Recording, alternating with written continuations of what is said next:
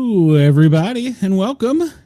Almost said welcome to the Paranormal guys. Good Lord. I've slept at least once since then. How is everybody today? Welcome. This is Sportcat's Daily Gazette. Hello, Denise. Welcome. Glad you're here. Hello, Wendell. Who are you flirting with, Wendell? Stop that. But we do know that Denise has soft, creamy skin from last night's chat. And I think I saw Chris in there somewhere. I'm not sure. So I hope everybody's having a great day. I want to encourage everybody that is on either Radio X in Australia or Yerg's Radio to come over, and Rainbow Radio to come over and find us on the Paranormal Guys with a Z on YouTube. Paranormal Guys. Hey, KG, welcome. I'm glad you're here. Who else we got in there? Chris, welcome. It looks like my normal group of misfits is here. Good, glad you're here. Hope everybody's having a great day. But I encourage everybody, and I appreciate everybody at Radio X Australia and Yerg's Radio and and Rainbow Radio. I appreciate your support, and I'm glad you're listening, allowing us to tickle your ears. But come over and see how ugly I am, because Mom said I had a face for radio. Here I am. At any rate, for those of you new, we cover things that maybe all the time the mainstream media doesn't cover. Sometimes they do, sometimes they don't. Sometimes we have strange things to report, and other times it's just, well, little old me talking. So let's see. We got everybody caught up in the chat. Let's just go ahead and jump right into this and see what kind of mayhem we have for today. We'll start off with something a little bit nicer than normal news. How about that? We'll start off with something a little different. Let me bring my screen up here, and here we go. All right. So March 27th, 2025, and it's currently in the United States, 1:03 in the afternoon. And today is National Joe Day. Did you know that? National Joe Day encourages everyone to enjoy a cup of Joe with all your friends named Joe, Joey, Joseph, Josephine. And while you're at it, don't forget Joette, Jody, Johanna, Jody. That's a different spelling on Jody. Or any other variants. If you didn't know it, you could create quite a few nicknames from this one. Yes, you could. It is also National Scribble Day. So I encourage you to go out and scribble, get your crayons. I know a lot of my listeners have crayons, so I encourage you to go out and get your crayons and, enjoy National Scribble Day. And it is also, what was the other one? I'm going to have a hard time with this one. Spanish Paella Day. In observation of National Spanish Paella Day, a rice dish from Spain has become popular and known worldwide. All right. Well, it looks to me like rice-a-roni when I was growing up, but maybe not.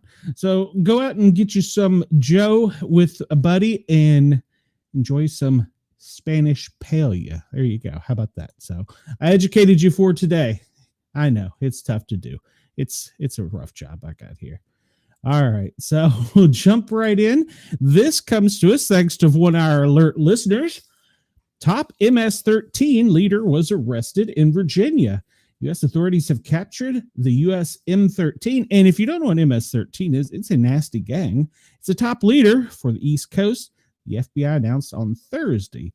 Officials captured the 24-year-old suspect in Woodbridge, Virginia. That's Northern Virginia, about, 25, 30 miles outside of D.C. Was just south of D.C. Authorities have yet to release his name, but they say he is one of the top 3 leaders of the MS-13 gang in the U.S. Pam Bondi and FBI Director Kash Patel monitored the arrest as it took place Thursday morning. The operation included the FBI, Prince William County Police, ATF, ICE, and the Virginia State Police. And they just captured the major player in MS-13. Congratulations. Donald Trump congratulated him, and so did Tom Holman on X. So that is great news. We got one less person off of the street. But never fear. President Trump is fuming as Obama judge grabs another Trump-era case. Now, no, Wendell, I did not. I apologize. I have been derailed for the past week. So, no, I did not, Wendell. But everybody, please go over and watch Wendell's show after you're done watching mine and after you hit the thumbs up and subscribe button to me. Go watch Wendell's show. All right, there, I gave you a free plug there, Kate, or Wendell. All right, so President Trump is fuming. He sounded off on Truth Social, which is his social platform, Thursday after Judge James Boasberg, the U.S. District Court for District of Columbia, was assigned to preside over a lawsuit lodged against the Trump administration and the National Archives record. The Obama-nominated judge has been presiding over a lawsuit alleging Trump's invocation of the Aliens Enemy Act for authority to deport Venezuelan members of Tren de Aragua, which the U.S. has designated as a foreign terrorist organization. Trump is quoted as saying, "How disgraceful is that judge? He's just been giving a fourth Trump case, which is statistically impossible. There is no way for a Republican, especially a Trump Republican, to win before him. He is highly conflicted, not only in his hatred of me, massive Trump derangement syndrome," I'm quoting President Trump, "but also because of disqualifying family conflicts," Trump is asserting in his social media post. Boasberg, who is the chief judge of the D.C. District Court, seems to be grabbing the Trump cases all to himself, even though it's not supposed to happen that way. Is there still such a thing as the wheel where the judges are chosen fairly and at random? The good news is that it probably doesn't matter because it is virtually impossible for me to get an honest ruling in D.C. Our nation's courts are broken, with New York and D.C. being the most preeminent of all their corruption and radicalism. I'm quoting the president there. There must be an immediate investigation of the rigged system before it is too late. Trump is calling for Boasberg to be impeached. Trump called for Boasberg to be impeached earlier this month. I do not know how they picked the cases. I meant to look that up, but I did not. So guess what? Even though we've arrested a bad guy from another country, well, we're going to have to keep him, apparently. A federal appeals court on Wednesday maintained that the temporary block on the Trump administration's use of the 18th century wartime law to swiftly deport alleged Venezuelan gang members. All right, so the bigger picture, a divided D.C. Court of Appeals ruled that the lower court order halting the use of the Alien Enemies Act to stand as a high-stakes legal battle testing President Trump's power. It's playing out in front of us. All right, so Judge Patricia Millett wrote that there is neither jurisdiction nor reason for the appeals court to interfere at this point or to allow the government to single-handedly moot, I assume that means throw out, the plaintiff's claims by immediately removing them beyond the reach of their lawyers or the court. Okay, well, Judge Justin Walker, who dissented, wrote that the district court in D.C., and I believe he is correct, is not the right place to hear the case, and that the government likely faces irreparable harm to ongoing, highly sensitive international diplomacy and national security operations. The Trump administration earlier this month defied U.S. District Court Judge Boasberg court orders barring the deportation of those the White House alleged are members of the Venezuelan gang. The administration claimed the two deportation flights, which were not turned around as per the judge's order, had taken off before the written order came through and were justified under the Alien Enemies Act. They also argued that it did not comply with the order since no deportation flights took off from the U.S. after the written order came down.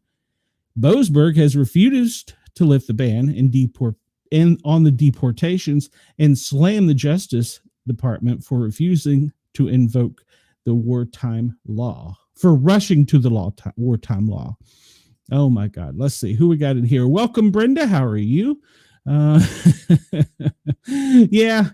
Well, he's got a new do. I don't know. He's still orange, but he's getting more gray. This job will kill you. So, all right. So yeah, the same judge that's doing that is stopping that is handling all the cases. He's been upheld by the district court. So I would assume the next stop is, well, the highest court in the land. We'll see how that goes. I'm not sure that it'll bode any better for the president. All right, some new news. This broke this morning. Trump has directed spy satellites to surveil the U.S.-Mexican border.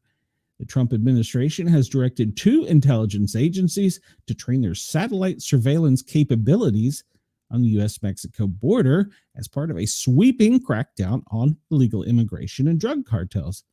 The National Geospatial Intelligence Agency, now I got to admit, I had not heard of this one. The NGA and the National Reconnaissance Office, NRO, which are part of the DoD, Department of Defense. You see the trend here with acronyms?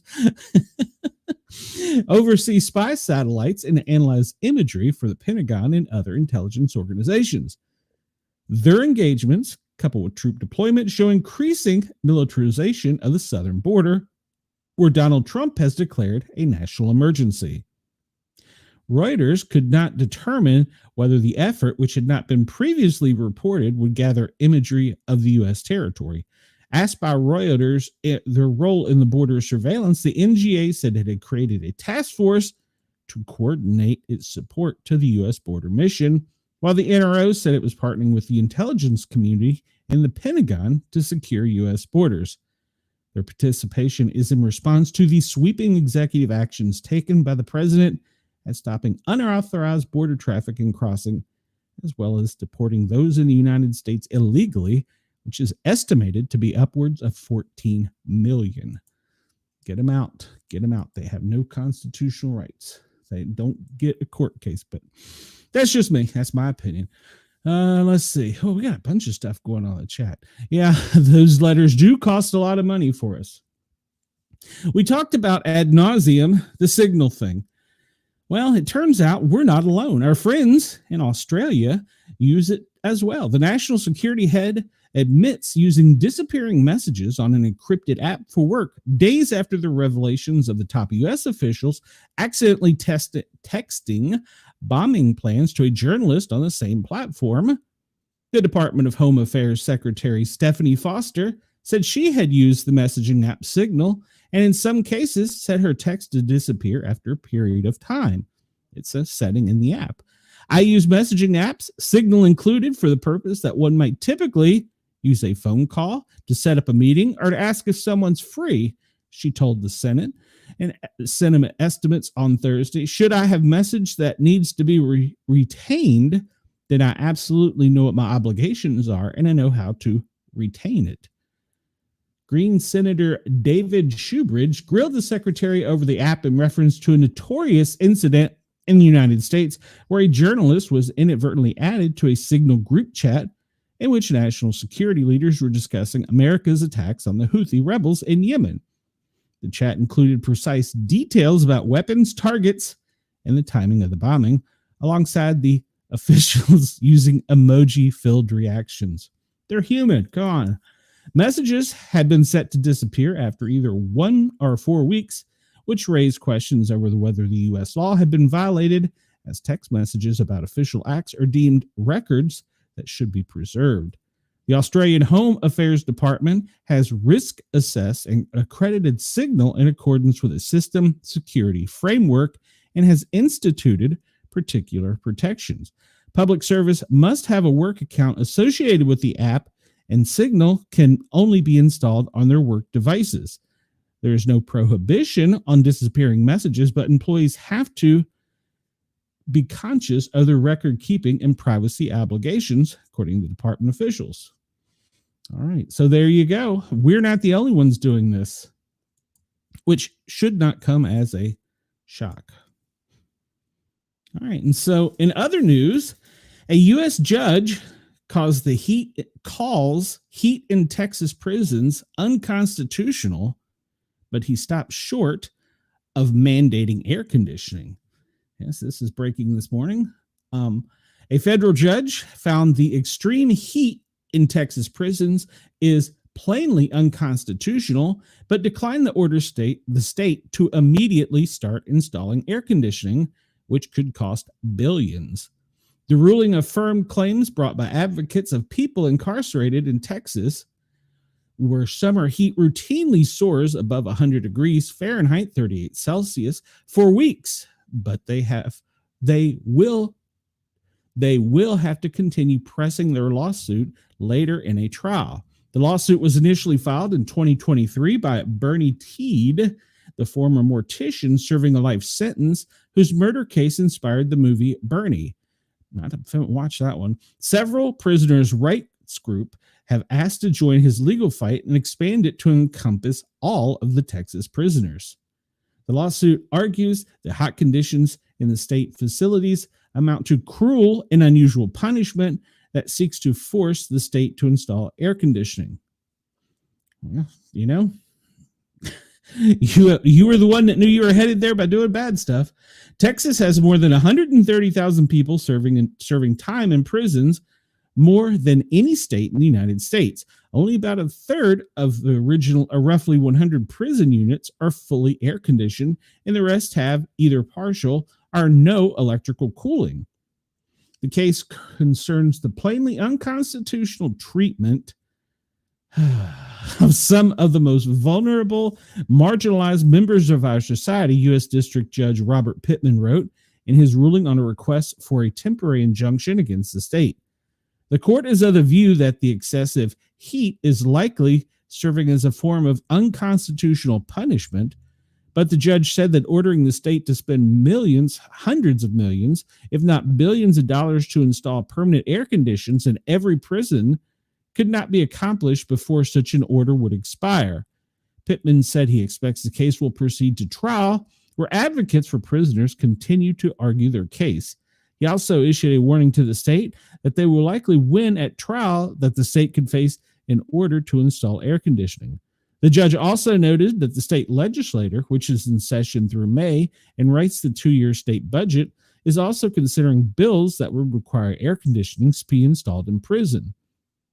But the Republican, I highlight that there, wonder why, majority legislature has been hearing complaints about extreme heat in prison for years and had not addressed the issues. In 2018, when the state was ordered to install air conditionings at a unit for older prisoners and those that are medically vulnerable, a lawyer for the plaintiffs and the officials at the Texas Department of Criminal Justice did not immediately respond to emails seeking comments. Texas is not alone in facing these lawsuits for hot prisons. Cases have been filed in Louisiana, New Mexico, and now in my home state of Georgia, where a man died in 2023 after he was left in an outdoor cell for hours without water, shade, or ice. A November 2022 study by the research at Brown, Boston, and Harvard universities found that 13%, or 271 of the deaths in the Texas prison without universal AC between 2001 and 2019 may be attributed to extreme heat. Prisoners' advocates say those numbers are only likely to increase as the state faces more extreme weather due to climate change. In a week-long hearing that sought to order for air conditioning, while the lawsuit proceeds, people who were formerly incarcerated testified about their experiences in hot prison buildings, where they said the temperatures reach above 120 degrees Fahrenheit, which would also be 49 Celsius. They testified some inmates would splash toilet water on themselves to cool off, fake suicide attempts to be moved to cooler medical areas, or even deliberately set fires so that the guards would be forced to hose down the cells. Brian Collier, the director of the Texas Department of Criminal Justice, acknowledged that the heat was a factor in 3 deaths from multiple cases in 2023, that the prison and staff and inmates sometimes fall ill from high temperatures. But the state disputed that hundreds of deaths in recent years alleged by the prisoner advocates and argued Texas has implemented effective heat mitigation measures, such as providing fans, towels, and access to cooler areas. He insists that he would like to have air conditioning installed across the entire system, but state lawmakers have never agreed to spend the money to do that. Well, what do they say about Texas? Brenda is on a roll. She says, don't do things that end up there. Oh my God, we already pay for their food and everything else. Well, there goes the sidewalks I was working on so I can get around in my wheelchair. Hey. You got Governor Hot Wheels now. Calm down. So they have to write Republicans so that the readers are aware he's the bad guy to be hated in the story. You're absolutely correct, Chris. That is media bias. This story comes to us from The Guardian. So there you go. And we talked about for a few weeks that There's been space operations in Alaska. Why? So I kind of did a little homework, and apparently Boeing is growing an Alaska-based homeland missile system. It's going to be defense silos, and there's going to be 20 of them. It's a Boeing-led team has finished building 20 new silos in the Homeland Missile Defense System at Fort Greely, Alaska, growing the number of interceptors that can be in place there from 40 to 60. Recently announced it had officially installed the first 20 additional silos for the ground mid-course defense system, which is now over 20 years old. It's designed to counter intercontinental ballistic missile threats from North Korea and Iran. This also includes silo interface vaults, which are adjacent underground electronic rooms that maintain readiness and effectiveness of interceptors, according to the company. The silos are located at the 4th Missile Field at Fort Greely. There are 40 ground-based interceptors, or GBIs, it's another acronym, in place, where with another 4 in the ground at Vandenberg Space Force Base in California. The expansion effort initially began under President Trump's first term and has continued throughout the Biden administration. The Pentagon Missile Defense Agency initiated reprogramming funding in 2017 to increase the number of the ground-based units in the new missile field from 44 to 64.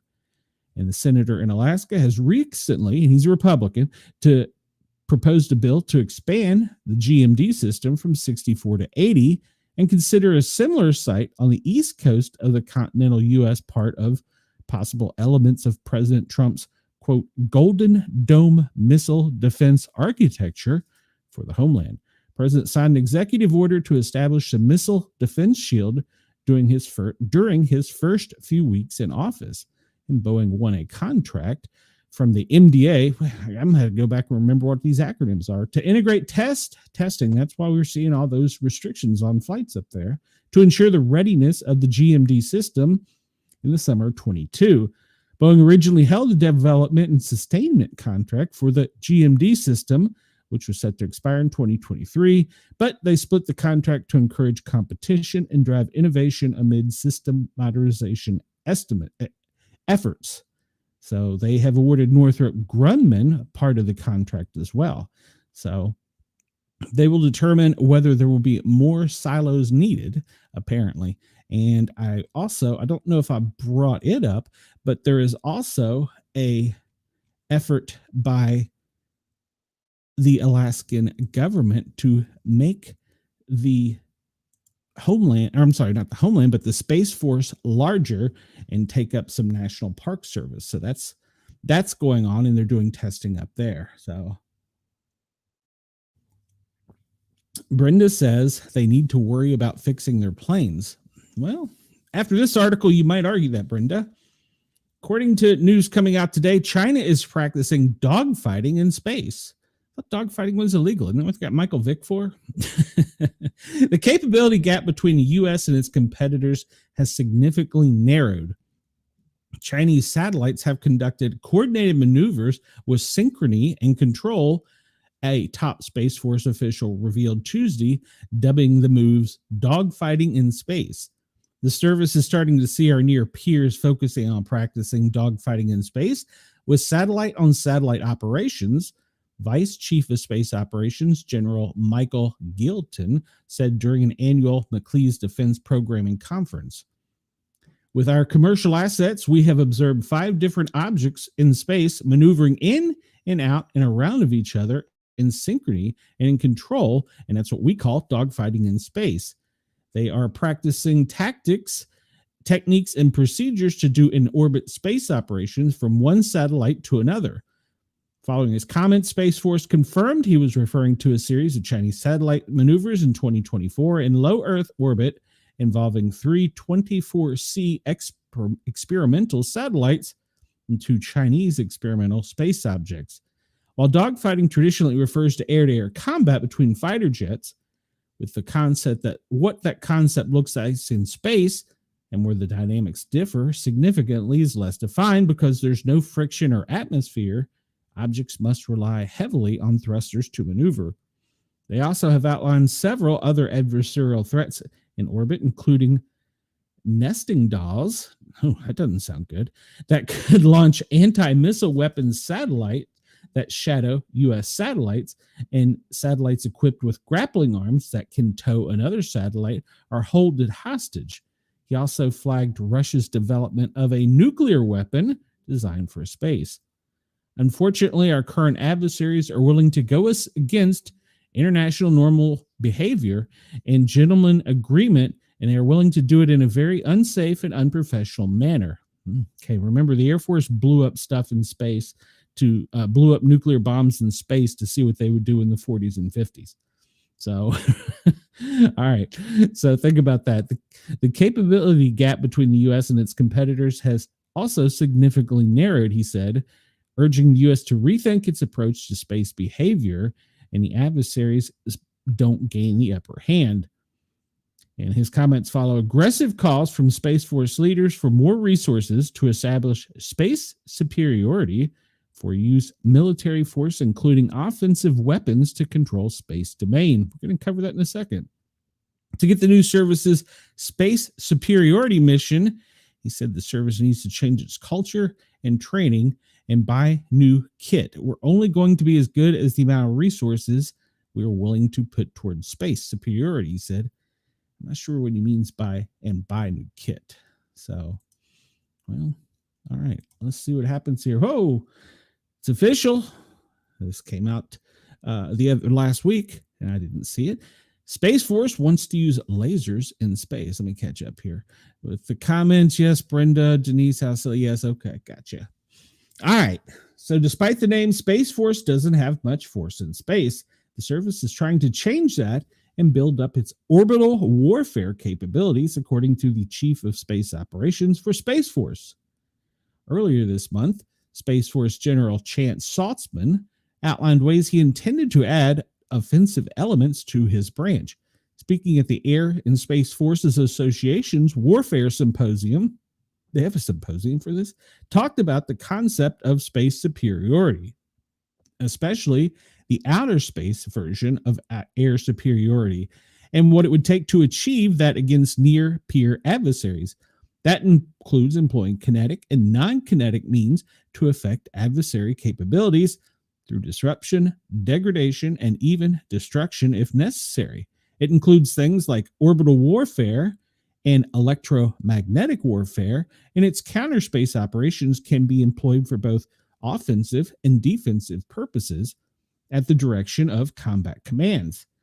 However, as he prepared his remarks, he refused to get specific on what weapons the Force wants, and as earlier reported during Roundtable's comments, he outlined 3 categories, seeking each containing ground-based and orbiting systems. These include directed energy weapons, better known as lasers, radio frequency jamming, which is kinetic, and the means to outright destroy enemy ships and satellite.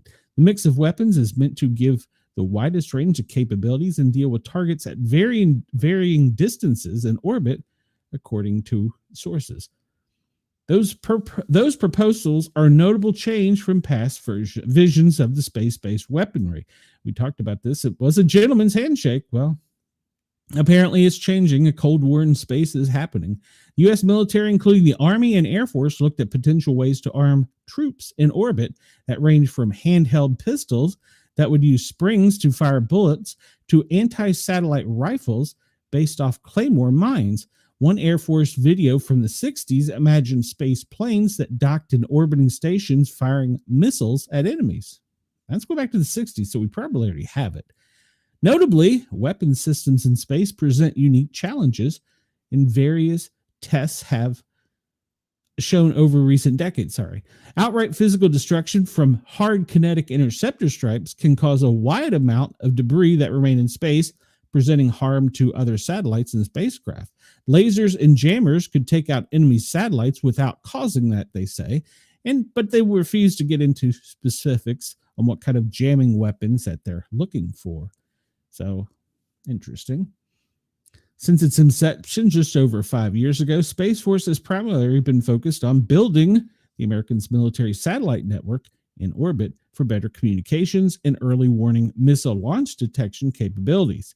Last year, the service announced plans to deploy ground-based jamming systems meant to cut into adversary satellites, overwhelm and disrupt and pick up their capabilities. Saltzman's comments to reporters this month shows that Space Force is looking to expand but add in more outright destructive tools to its arsenal. Yes. In its current spaceplane project, X-37B Bravo has completed 7 relatively secret and long flights in orbit. The uncrewed tiny spacecraft is unarmed, but some art released by the Space Force has imagined other future space planes physically intercepting enemy satellites.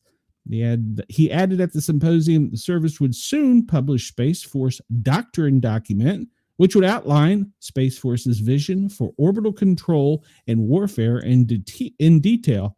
But from his remarks earlier this month, it is clear that he wants the U.S. Marines armed with laser weapons and transported to space via a ship. But a broad array of terrestrial and orbital weapons are being eyed. So, interesting. I would think that we probably already have this if we're talking about it, but what do I know? All right, so we'll get back to pissing off China here. Let's catch up in the comments. Let's see what Brenda. They should not worry about our Earth first.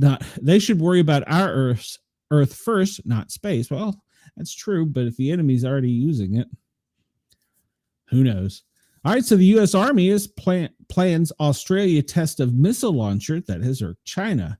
Huntsville, Alabama. Bobby, pay attention. The U.S. Army plans to conduct a live shot with its Typhoon missile system in Australia this summer during the Talisman Sabre exercise, marking the first firing of a long-range strike weapon on foreign soil, according to Major General Frank Lazino, Program Executive Officer for Missiles and Space.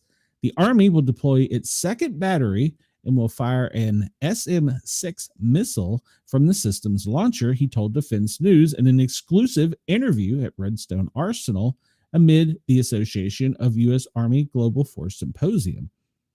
The other Typhoon battery, also referred to as the Mid-Range Capability Missile System, was transported to the Philippines in the spring of 2024 as part of an exercise marking the first time new capability deemed vital to the U.S. Army's Indo-Pacific strategy is being deployed. The mobile ship sinking system has remained in the country since then, much to the disapproval of China. The Typhoon launcher has traveled more than 8,000 miles from Joint Base Lewis McChord, Washington, aboard a C-17 Globemaster cargo aircraft on a 15-hour flight. The U.S. Army had not conducted any live fire exercises with the system in the Philippines yet, and does not plan to do so during this year's training, which will kick off later this spring. The Lockheed Martin built system consists of a vertical launcher system that uses the Navy's Raytheon-built Standard Missile-6 and Tomahawk missiles, can strike targets from 5 to 2,000 kilometer range. The complete system has a battery operations center, 4 launchers, prime movers, and modified trailers. Okay, so this is the first reported use of the Army to pursue mid-range missiles since September of 20. The Army fielded capability in less than 3 years. The first Typhoon battery belongs to the 1st Multi-Domain Tank Force in the Pacific. The third battery is for the 3rd MDTF. More acronyms. The Army is building these formations to be dedicated to specific theaters and designed to address specific military needs in those regions. There will be 5 MDTFs in total, and 3 will be dedicated to the Pacific. The second MDTF is in Europe, and the 5th has yet to be formed, but will be stationed in Fort Bragg, North Carolina, and will be designed for rapid deployment where it is needed. The first 2 batteries were fielded to JBLM. Good Lord. This is a whole article of acronyms. And the Army is now getting ready to take receipt of the 3rd battery from its producers, according to Lorenzo. That battery will go to Europe's 2nd MDTF. Goodness gracious. So we're going to be pissing off China by having rocket launchers in Australia. Yay. I'm all for that. especially since they want to dogfight in space. Who do they think they are? So, all right, Brenda, this one's just for you. Governor Hot Wheels. Abbott fires back after Crockett mocks him for being in a wheelchair, saying nothing to sell, but hate. And she is facing censure in Congress and has been called a liar over her response to the controversy. Texas Governor Greg Abbott slammed Representative Jasmine Crockett, Democrat from Texas, this week after the inflammatory 43-year-old lawmaker mocked him over being wheelchair bound. Abbott made the remarks during an interview with Fox Sean Hannity on Tuesday night after Crockett referred to Abbott as Governor Hot Wheels. It's another day and another disaster by the Democrats, Abbott said. The reality is they have no vision, no policy. They have nothing to sell but hate, and the Americans are not buying it. It's one reason why Texas is going to remain red and why Republicans are going to continue to win elections across the country, he continued. The fact is that Texas is actually in direct contrast to what she was talking about. Texas is ranked number one for the most new jobs in America over the past month, number one in the most new jobs over the past year. He said that CEOs have consistently ranked his state as the top state in the country for running businesses. Abbott was studying for the bar exam at age 26 in 1984 when he took a break to go jogging. As he ran, a large oak tree along his path cracked and fell on his back, leaving him permanently paralyzed from the waist down.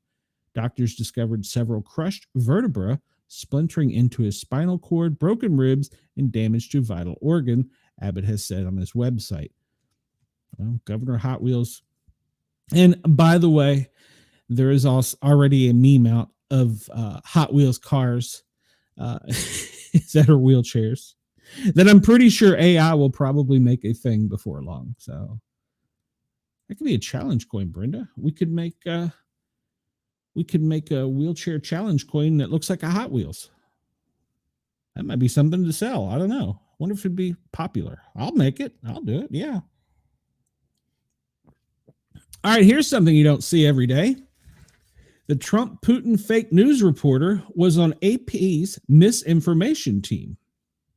The Associated Press recently retracted a fake news article that claimed Director of National Intelligence Tulsi Gabbard had said President Donald Trump and Russian President Vladimir Putin were, quote, good friends. The reporter who wrote the piece was a featured member of the Wire's service first official misinformation team in 2019. The AP has withdrawn its story. The AP announced in a March 17th statement. Notice this was buried. Nobody heard about this. Gabbard was talking about Trump and Indian Prime Minister Narendra Modi. That's kind of a big mistake. Not only did a reporter get basic facts wildly wrong, no editor involved in the article's publication took the time to double check what would have been a statement of major international importance. Yeah. Had a leading member of the Trump administration actually made it. How does that happen? Such a blunder is inevitable given a journalism climate in which those who report the news come packed to the gills with rigidly partisan preconceptions. This wasn't a rookie error. David Klepper, the AP reporter involved, has been with the service since 2011. He served as the Rhode Island State House reporter for 3 years before becoming the New York Capitol correspondent from 2014 to 2019. His LinkedIn profile states his experience shouldn't be an issue.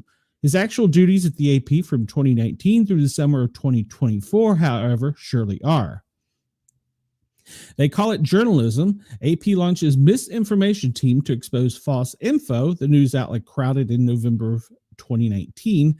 Klepper served as the Associated Press Technology Misinformation and Extremism Group for 5 years. He was a key part of the AP's first administration misinformation team, focusing on explaining falsehoods, propaganda, and conspiracy theories while exposing the creators of this material and their techniques for dissemination. So explaining the news instead of just reporting it. What could possibly go wrong?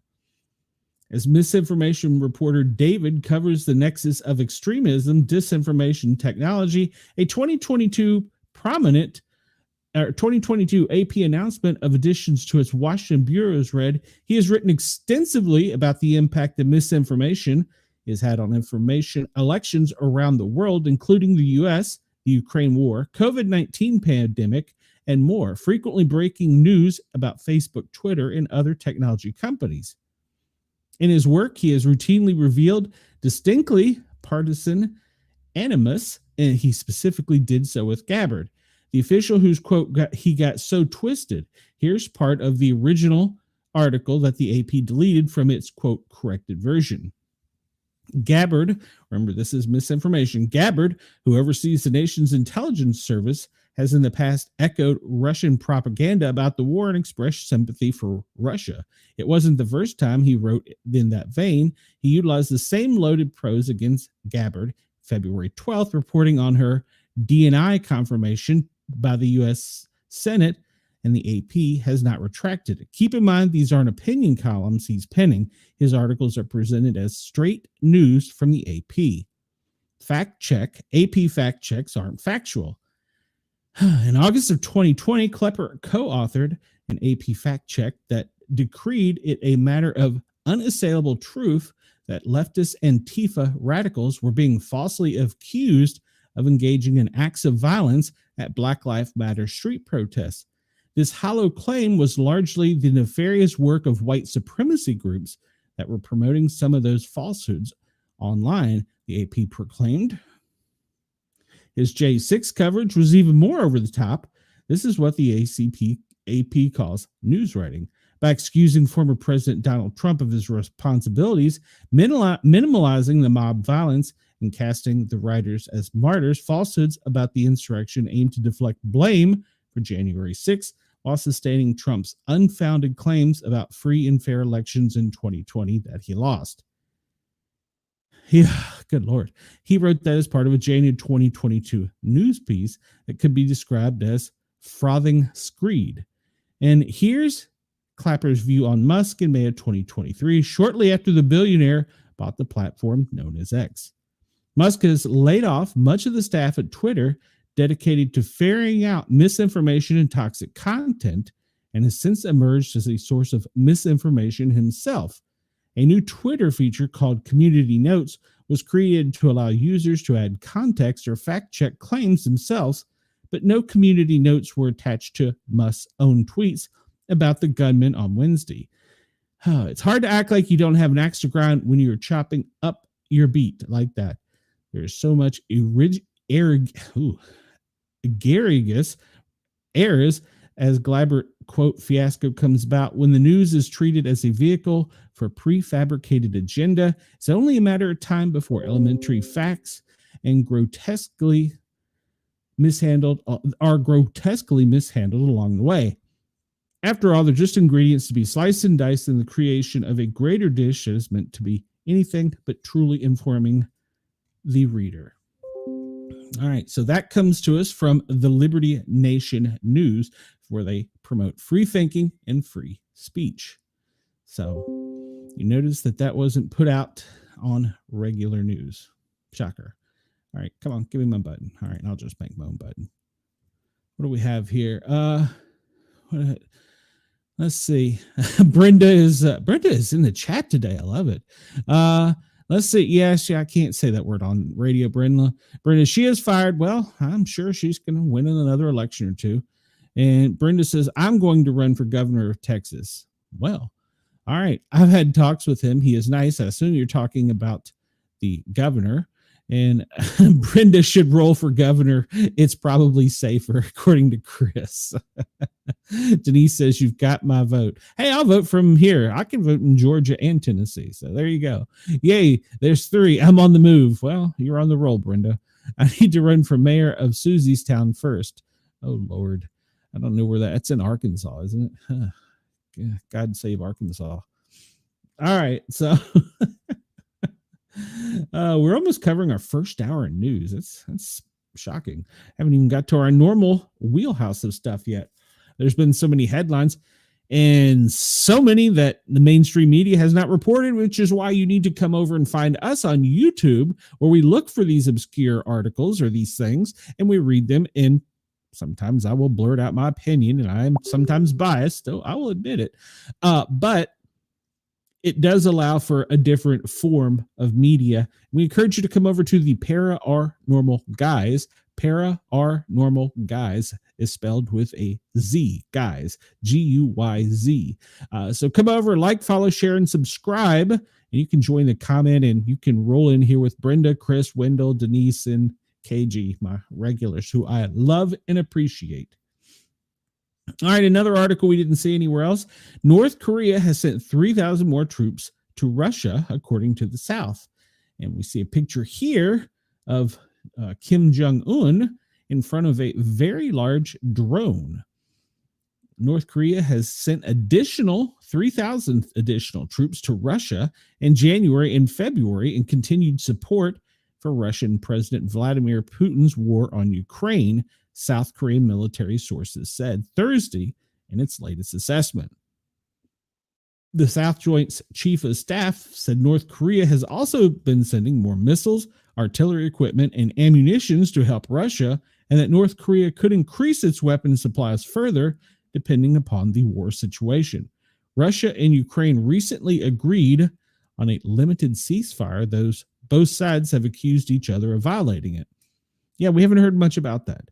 Military equipment North Korea has sent to Russia includes a considerable amount of short-range ballistic missiles, 170 millimeter self-propelled howitzers, and around 220 units of 240 millimeter multiple rocket launchers. North Korea has sent approximately 11,000 military personnel to fight in the war against Ukraine in its first involvement in a large-scale conflict since the 1950 to 53 Korean War, and the Joint Chiefs assess that about 4,000 of them have been killed, injured, or wounded. South Korea's National Intelligence Agency previously attributed the high North Korean casualties to the troops, likely struggles in adapting to drones and other elements of modern warfare. North Korean troops are further disadvantaged by the crude tactics of their Russian commanders, who have sent them into assault campaigns without providing rear fire support, according to a spy agency. Still, Ukrainian military and intelligence officials have assessed that the North Koreans are gaining crucial battlefield experience and have been key to the Russian strategy, overwhelming Ukraine by throwing a large number of soldiers into the battle for Kursk. The South Korean military reports came after North Korea Kim Jong-un leader expressed his unwavering support for Russia's war in Ukraine during a meeting with top Russian security officials last week in Pyongyang. Pyongyang, is that said right? According to state media reports, he reaffirmed their commitment to uphold a major mutual defense treaty agreed upon last year. Well, of course he's going to support the war. It makes him money. We are always talking to everybody about exchanging visits. We're always preparing, he told them. All right. So he's also showing off his new drones. Yeah. So now they're saying that North Korea has new drones, and the agency is reporting that these resemble the U.S.-made RQ-4B Global Hawk, which appeared in 2023. So he appeared to be boarding an airborne early warning aircraft similar in appearance to the Boeing E-7 Wedgetail. And other images show exploding drones crashing into military vehicles used as targets. The agency said the demonstration and reconnaissance drones' ability to track multiple targets and monitor troop movements on land and sea potentially enhances North Korea's intelligence gathering operations and ability to neutralize enemy threats.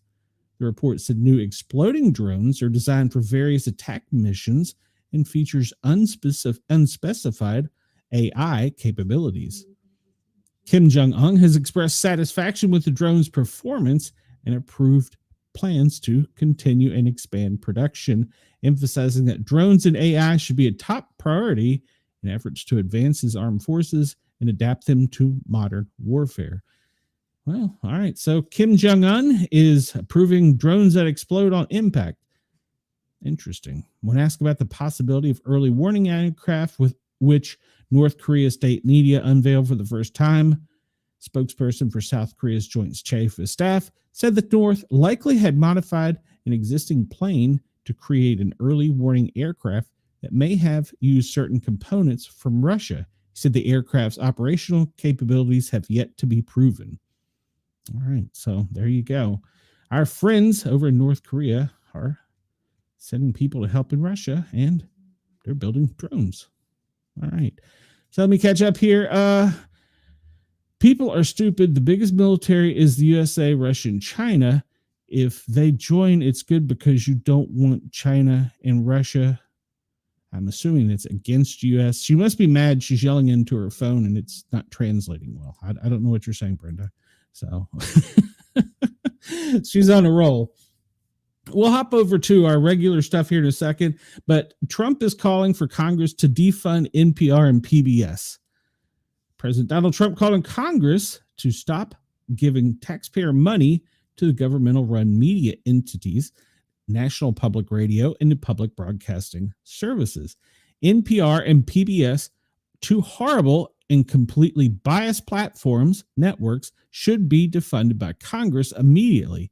Republicans don't miss this opportunity to rid our country of this giant scam, both being arms of the radical left Democrat Party. Just say no and make America great again. That's Trump speaking. That was his post on Truth Social Thursday. Trump asked the FCC Commissioner Brenda Carr to open an investigation to determine if NPR or PBS violated federal law by airing commercials. The heads of the two media outlets on Wednesday faced intense questioning from members of Congress over alleged liberal bias in the reporting and content. And Representative Marjorie Taylor Greene, oh Lord, and she did something yesterday that made headlines in Georgia, but why is it always the Georgia representatives that are nuts? Scolded the executives at NPR and PBS and have increasingly become radical left-wing echo chambers for a narrow audience of mostly wealthy, urban, white liberals and progressives who generally look down on and judge rural America. Greene added, "We believe that you all can hate us on your own dime."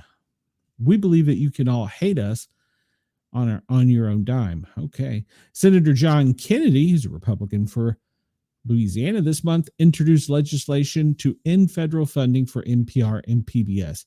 About 1% of NPR is federally funded, according to the outlet, while 16% of PBS comes from taxpaying dollars, which equates to about $500 million.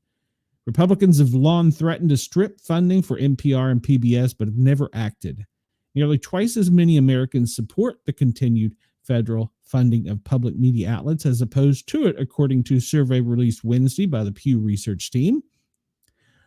While not a majority, 43% of those surveys said the federal government should continue to fund NPR and PBS at present levels, and 24% said the government should stop funding the outlets, while 33% said they were not sure.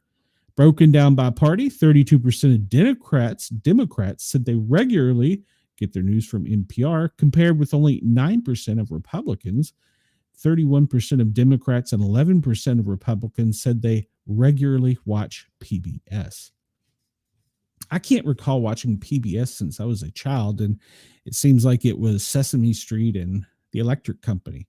I don't even know if they still have the Electric Company and Sesame Street. I don't know. Well, all right. So let's see. Well, we'll talk about this a little bit more, but wildfires rage in the Carolinas as hundreds are evacuated. Another day of fire danger is forecast through the Carolinas as wildfires continue to rage due to wind, low humidity, and a tinderbox of dry down timber left in the wake of Hurricane Helene. North and South Carolina have declared states of emergencies for multiple counties, seen evacuations of hundreds of residents and several structures destroyed. Fire threats continue Thursday, but to a lesser degree than Wednesday, with no red flag warning in place. However, humidity levels will be below 25% for the East Coast, and there will be a strong wind, though lighter than yesterday. NBC meteorologist Dylan Dreyer forecast. It's all hands on deck on the ground in the mountainous parts of the states, and statewide burn bans are in effect. In North Carolina, there are 8 active wildfires in the state. We'll cover that here in just a minute. So, all right, so let's jump over to our we normally do, and then we'll get into some fun news maybe if we get time. So, in case you don't know, the reason I started this show was to do a daily briefing, such as the president would get every morning or every afternoon, depending. And yesterday, it was reported in congressional hearings that the majority of information in the president's daily briefing comes from public source things like we have. So not all of it's secret squirrel mojo. I would like the secret squirrel mojo stuff, but they're not going to give it to me. So in fact, I'm probably on a list just for doing this. So it's all right. I've been there before. I'm friends with Brenda. All right. So we're going to start off where we normally do. It's almost the top of the hour. Let me thank the Radio X Australia team for helping us build an audience there. And to Yergs at Yergs Radio and Rainbow Radio, we thank you for allowing us to tickle your ears, and really wish you would come over here and join the chats with Brenda, Wendell, and Chris, and Denise, and KG, and well, there's a couple more. At any rate, you can find us at the Paranormal Guys. Guys is spelled with a Z. So please come over, subscribe, like, comment, and share. Join the chat. I'm sure Brenda would love to argue with you. All right, so we're going to start off the daily operations briefing. This comes from the FEMA National Watch Center and is dated Thursday, March 27th, 2025 at 8:30 a.m. National current operations are things they are monitoring. No new significant incidents or operations. And they are monitoring severe thunderstorms in South Texas and the Central Plains, heavy rain and flash flooding in South Texas, and freezing rain in the Northern Plains and Upper Mississippi Valley. Yes, you heard that right. Freezing rain in the Upper Mississippi Valley. Declaration activity for disasters. They have declared two new ones. They've declared a new one in Alaska, and they've amended one. All right. In the Alarka fire, number 5 in North Carolina. Did I say that right? I'm sorry. They approved the number 5 Alarka fire for North Carolina, not Alaska. Whew. I need glasses. All right. So the Region 4 regional administrator approved the fire management assistance grant for the Alarka fire. It's not Alaska, it's Alarka in North Carolina. It is 0% contained, and over 1,000 acres have burned. And they have called in resources from counties, states, and now the Fed is going in there to help. And critical infrastructure has been damaged. Of course, we know that from Hurricane Helene, which is making the incident response even worse. And securing mutual aid because, well, it's difficult when the people who usually come to help need help themselves. So, there's been response issues, but so far the fire luckily has reported no injuries or fatalities. Let's keep it that way. When we look at the wildfire summary, we know about Oklahoma. Only 2 of those in Oklahoma are reporting any containment. One at 77, the other at 11, while 10 are burning in total. They talked about the fire weather outlook. Well, FEMA was a little bit different than what the North Carolina meteorologist said. He said that North Carolina was more of an area, but according to FEMA, today it's pretty much from south of the border, the tip of Texas, almost all of New Mexico, and then from the top of Texas, extending northeast and right in the Great Plains. Tomorrow will be elevated for pretty much all of New Mexico. The national forecast today, well, that tricky snow is still hanging around from Northern California, pretty much all of Oregon, Washington, Idaho, Montana, skirting along Nebraska and Canada up there, where it eventually comes down, taps the Great Lake energy, and gets New York, Vermont, New Hampshire, and Maine. So they're getting snowfall, mixed precipitation, and believe it or not, there's going to be freezing rain in the Mississippi Valley. You heard me correctly. What did Chris says? I saw Alaska or Atlanta. They caught me too. Yeah. Friday, look for that snowfall or mixed bag of precipitation to increase as it expands eastward. And it's going to encompass much of the West, including parts of the Midwest. and much of the Northeast, especially the main corridor. And Saturday, it's going to try and push further south as snow, with heavy rains expected across middle parts of the country and deep at the Texas border there, extending all the way up into Alabama and Louisiana. And Saturday, pretty much the entire Ohio, Midwestern, Southeast, except for the Mid-Atlantic region, can expect rain. All right, so they're calling for excessive rainfall or potential for precipitation, excessive precipitation, it's easy for me to say, from where we talked about Northern California all the way up to the border there of the Rainier Mountain Range into Canada, and then some slightly down in Colorado, but then it'll extend again in the Northeast, and that's where we will see some severe flooding also down in Texas. So be weather aware. I encourage everyone to have a weather radio and have it ready and charging and be able to turn it on quickly. And the hazards outlook for today is pretty much the areas we've discussed. The only area we have not discussed is high winds in Alaska. We'll see here in a bit if they still have these space operations going on under the high winds. We look at the FEMA common operating picture. We know that they're pretty much active all through the Southeast, from West Virginia along the coastline down to Florida, where they're working on everything from repopulation to fighting fires. In Texas and Oklahoma, obviously, they are there helping fight fires. So you can go and see the preliminary damage assessments for each region, and you can see that the declaration requests that they have had either in process or they have. And with the amendment that I just shared as Alaska when it was North Carolina, oopsie. Oh, well, we're all allowed to make one mistake, right? That was in 2 months. I've had one glitch. Come on, give me a break here, guys. Speaking of glitches, you ever wonder if he's real? I mean, you think about it. He's Orange Man, and you see him, and his hair is always changing. His colors are. You ever just wonder about that? Just curious. All right, so we look at today at the president's daily briefing schedule and his public schedule that they publish today. Of course, we always say it's a 9 o'clock in-pool press time. And then at 11 a.m., he has already got his presidential daily briefing. And then at 2 right now, he's signing more executive orders, which is closed to the media. He will be in the Oval Office. And then tonight at 8, the president participates in a White House. And I do not know what an iftar dinner is. The White House iftar dinner. Somebody Google that one for me and find out what iftar means. So, I don't know what an iftar is, but that is at 8 o'clock in the state dining room. I'm going to assume that it's a tuxedo event, and hopefully First Lady Melania will be there. All right. I'm not going to really cover this because we covered it mostly in the FEMA daily briefing, the forecast. And we talked about the potential for precipitation, mixed bag of precipitation stretching from Northern California up to the Canadian border, and then following the Canadian border all the way along out through the coast of Maine, with some parts of Texas getting extreme flooding along the coastal area, and then in the Great Plains as well.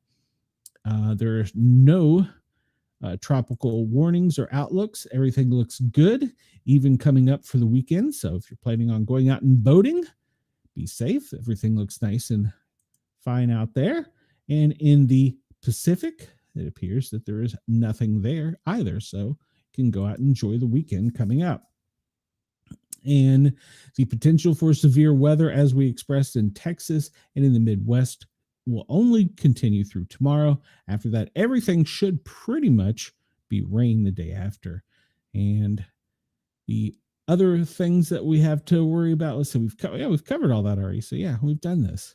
So Chris reports iftar's Arabic is the first breaking evening meal of Muslims in Ramadan at the time of, I'm going to pronounce this wrong, Adhan, a call to prayer of the Maghrib prayer. Okay. Thank you. I did not know what that was. So it's the breaking evening meal for the Muslims in Ramadan. All right. It's interesting. Let me update this real quick. This is the wind map for the United States. It's not our famous globe that we use, but we do utilize it to show you some things early in the show. We see that most of the wind is coming from the south down in the Gulf of America, pulling almost all the way. Actually, it is. It's pulling all the way up, hitting the Rockies there and making a little bit of a U-turn, but going into Canada. We see out in the Pacific, it's also coming from the Pacific going northward. The only area that's getting a little dry spot is the Ohio Valley. It's not as windy down, extending into the Appalachian, Tennessee Smoky Mountains, almost down to Tallahassee. The mid-Atlantic coast is not as windy today, which is good for the Carolina states over here, which are fighting the fires. And we will look at it more in depth here in a second.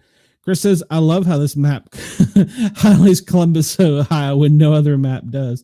Yeah, it's weird. It's got to be where they're based, because some of them do weird things like that. Like when I zoom in here, of course, this is a Georgia one. It brings Georgia out, it highlights it. So I guess it's just what they all do.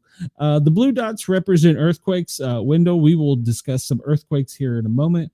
Red flag warnings are only up here in the areas of, Wyoming, in the pretty much western half of the state.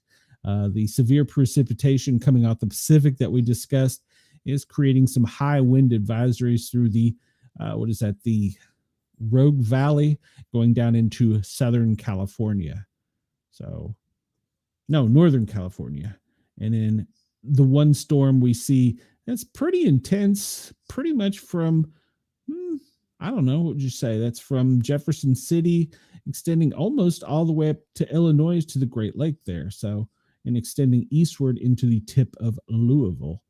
And we see down in Texas, down at the coastline of the Gulf of America, from Austin to the coast is pretty much under flood watch, with the most severe storms right now being down at the tip of Texas. I'm trying to think. That's not where Brownsville is.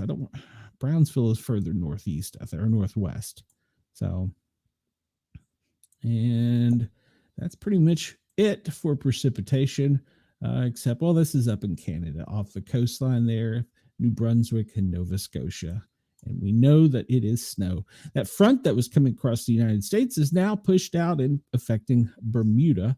And there's some storms out over the open waters. Hop down to our friends down under, and we'll see that Courtney is still spinning around down there as a tropical high, but has not made it to cyclonic events. And we look at the radar currently off of the northwestern coast of Western Australia. We see the storms there. Hopefully they're pushing westward, but the storms over the Queensland area at the coastline will be pushing further inland, crossing the Northern Territories today. While I just had a brain cramp. While Brisbane south, pretty much centered around Brisbane and going to the west, is some rain activity, but the heaviest storms look to be along the coastline there in Brisbane. And what is this? Tenterfield is where the most severe storms are in Walla. I am so sorry, Radio X. You need to send me hate messages for this because I don't know the town names. Walla Gangara has got a severe storm with a little bit of one there in Lyra. So I don't know if you all have weather radios like we do. I assume you do. So please turn them on and use them. And down in Wagga Wagga, there is a pretty significant cell. Looks like out of nowhere that's got some pretty angry storm clouds in it. So keep an eye on that. And then over here from Sydney, from Sydney south down to, Lake, I can't read it. Lake Conjola. Looks like along the coastline there are some storms. So we will track their movement here in just 1 second. Let's see, zoom out a little bit. Don't see anything other than that one cyclone. We talked about the earthquakes, and there have been some more significant earthquakes we'll get into today. All right. So Australia has some great city names. Yes, I know, and I'm surprised I have not got hate mail from them for me butchering some of the names, for which I do apologize. All All right, so we look pretty much the radar satellite is like I discussed. Brisbane, rainy, and I'm giving temperatures in Fahrenheit, so I apologize. Cairns is rainy, Brisbane is rainy, everywhere else is clear and appears a bit cool. Townsville, it's 78. That looks to be the high area, is in Townsville. Let's over here to see more and see what more is. See more butts? Is that, well, no. Now it's taking me to the United States. All right. We'll leave that one alone. We come to this one. This one's a little bit more accurate because it shows the actual winds and how they're blowing from the east to the west. And this one does emphasize Invest 93S 28U. It's a high chance, and it's off the coast there of Western Australia, with the potential for it becoming a storm and maybe making a turn to the east. So keep an eye on that if you're in Broome, because that could become something you want to watch over the weekend when I'm not here to help you. We'll zoom out a little bit and catch over to the US, and we look at the cloud cover here. I'm going to go look at this live, so let's just go to the live shot here in a minute. We're going to bring up weather warning, and once again, I do not endorse this site or get anything from it other than the sheer pleasure of relaying it to you. Andy is sending text messages up again in Maryland. I don't understand. He sends text messages consistently. The newest thing is in Texas and Kennedy, Willacy. There are some severe thunderstorm warnings. So that's new. Wind advisories in California, Oregon. We discussed that. Let's see. There's probably going to be some gale warnings off of the coast. Wyoming has the red flag warning, while Nevada has the hydrologic outlook, which is more rain. Brenda, you need to tell our boy to come over here and join us. Delaware has issued a special weather statement that's affecting the beaches. It's probably going to be gale or wind warnings coming off the coast. Wyoming, we talked about with the red flag, and we get into the craft and gale advisories off of each coast. Alabama and Florida will be experiencing rip currents today. It looks like it just updated. Maybe Andy tested again. Let's see. Then we get down into the seas and gale warnings and a special weather statement for Georgia and South Carolina. I'm going to assume that will be red flag for tomorrow, or it could be, we'll look at the air quality. It could be the air quality alert. God knows the air sucks in Atlanta.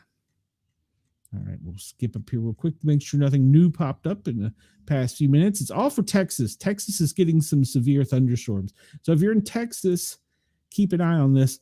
Down along the coast of the Padre Island, apparently there are some severe thunderstorms down there. We'll see the lightning activity here in just 1 second. Actually, let's just see. Let's just bring it up right now. All right. Yes, they're getting hammered. So we zoom in down into south of San Antonio, all the way down to the tip of Texas is getting some severe lightning right now. Really, over the Rio Grande City, they're getting hammered, as well as south of, what is that, Brooke County. I don't know a town name there, but they're getting hammered right now over towards the coastline. And then Corpus Christi, if you are in South Corpus Christi, there is some severe weather with a lot of extreme lightning in the area. The whole coastline there, pretty much from Victoria southward to the Mexican border, over the coastline of the Gulf of America. It's getting some intense lightning. Albuquerque, some lightning is being reported, but you're in not as much danger of lightning as Texas is at the moment. Up in the Midwest, we see that Missouri and Kansas City area are getting hammered by storms and lightning, and a little bit southwest of Kansas is seeing it. Brenda, why do you always yell at me? Brenda says that Andy is eating right now. Well, he can watch YouTube while he eats. We could be his lunchtime entertainment. So yeah, that's pretty much it for the U.S. We look out in the coast, or actually in the Atlantic region of the ocean, and that storms that moved across the country have pushed outward. And let's see if this tells us anything about down under. It does. And we see that those storm cells we discussed sitting off of the coast of Queensland, the northern tip, are a little bit dicey right now. Otherwise, it appears to be it for your lightning. And where is this? This is over in North and South Korea, where there's a storm raging right now. So I don't know enough of the town names to tell you. And if you're listening to us from Italy, you're seeing some extreme lightning right now. And so is this Greece? I think that is. I'm not sure. All right. So let's move onward because we've still got some stuff to cover. You guys are hanging with me. I love it. I love it. Thank you for your support. Please remember to hit that thumbs up button. All right. We were talking about air quality. Well, here we are. Air quality. Let's move this legend out of the way because we know what it means. And look at the United States. Pretty much the central of the country is from Kansas City southward, Nebraska southward, extending to the southeast is, well, nasty air. It's not as bad as El Paso, and that's probably because of the fires and the smoke we'll see here in a bit. And in Phoenix, the air quality. Well, yes, Denise, thank you. I do appreciate all of you. If I don't tell you enough, I really do. I appreciate you. Sometimes you all get me through days where you have no idea. Let's see. Chris up in Springfield, not Springfield, Illinois, depending on where you're at, your air could be good or moderate. Over in New York, it looks like you are in the clear, Denise. Brenda, your air quality isn't that bad, but all around you is. And my friend in the Colorado mountains, well, it looks like you could have some moderate air conditions and air quality conditions. And that might just be because of the season. She sent me pictures from there yesterday. And it was snowing. And I was like, why are you people wearing t-shirts? Pretty much all of Mississippi, extending down to almost Louisiana, to the coastline, New Orleans, all the way around to the Keys, almost the entire state of Florida is under moderate air quality conditions. I would assume a lot of that is due to us being in the South with that nasty green stuff or yellow stuff, pollen. Ugh, it's horrible this time of year. All right, we won't really concentrate much on the fires, but so much as the wind map of smoke. We see most of the fires out in Nebraska. Their smoke is extending pretty much all the way across Kansas, parts of Illinois, Kentucky, Tennessee. We should see some smoky, hazy days extending all the way over to the Outer Banks, down to, well, even Georgia, almost the entire state of Georgia. Those fires are blanketing the Panhandle in the Gulf of America, all the way down to almost Tampa and across to the Atlantic with smoke. And that is your smoke map. As you can see, that makes for probably the worst air quality. You can see the wind flow here in a minute pushing this all out. So, yuck. Yeah, hold your breath if you're in Florida. Yeah, not even the Keys. Well, the Keys are kind of safe at the moment, but we'll see where the wind is blowing. But yeah, it's those fires out in the Midwest are really producing a lot of smoke. All right, which brings us to our fire map. And once again, if you're just watching, all these little red dots do not indicate that those are active fires. However, they have been reported by satellite or people and not confirmed. But as we look and zoom in on Oklahoma, we can see that pretty much Oklahoma City West, they are battling with those fires. And the new one, I don't know if that's not a new one in Kansas City, or not Kansas, in Missouri. What is it, down in the Ozarks? And we still see the fires in the Carolina Mountains on the Appalachia side. And this one was the biggest one they were concerned about, on top of the Blue Ridge Mountains, right at the Tennessee, Georgia, Carolina borders. In Georgia, the only new fire appears to be one in the northwest section above Rome. And zoom in here where I'm at. These must be small brush fires that they're getting reported, like up around Lake City area in the mountains, because I have not received any reports of fires. And the one in Knoxville, this one may be accurate, but it's a little bit off because this is Sharp's Ridge, and there was a fire on top of Sharp's Ridge that somebody messaged me about.